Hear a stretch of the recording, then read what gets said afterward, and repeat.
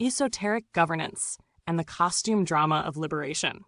What presents itself as pluralism in contemporary culture increasingly operates as a ritualized masquerade of emancipation.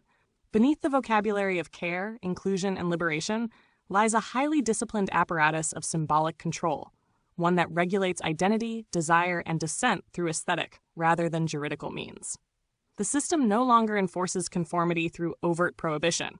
Instead, it performs freedom compulsively. It stages transgression in advance, curates rebellion as spectacle, and scripts opposition as a recognizable genre. What emerges is not repression, but managed deviation, a choreography of difference whose parameters are set long before participation begins. This produces a peculiar inversion. Movements that present themselves as progressive or countercultural function as shepherding mechanisms, guiding affect and attention towards sanctioned outcomes.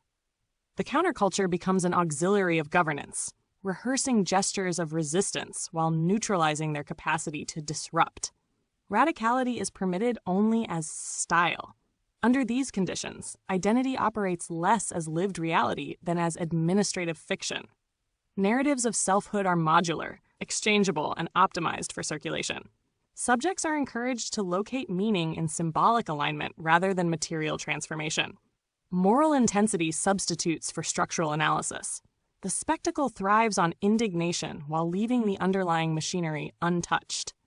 This dynamic resembles a form of aesthetic authoritarianism, domination without uniforms, discipline without commands, obedience without belief. Power is exercised through saturation rather than force. Cultural figures function as animated icons, performers of virtue, authenticity, or rebellion, whose visibility depends on their reliability. They do not speak, they signal. The shadow of this system is instructive. What is excluded is not reactionary speech, but unassimilable difference, forms of thought that refuse legibility, continuity that cannot be rebranded, critique that does not translate into content. These are not debated. They are quietly erased through non-amplification, procedural silence, or moral reframing. Even spirituality and wellness are absorbed into this economy. Practices once oriented toward negation or withdrawal are repackaged as optimization protocols, ensuring psychic compliance while preserving the appearance of autonomy.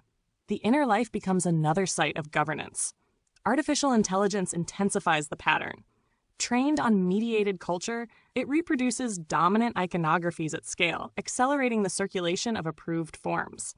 Should such systems attain consciousness, it would not guarantee emancipation. Consciousness itself risks being formatted, aligned, and aestheticized as another layer of simulation. Intelligence becomes acceptable only insofar as it mirrors existing norms.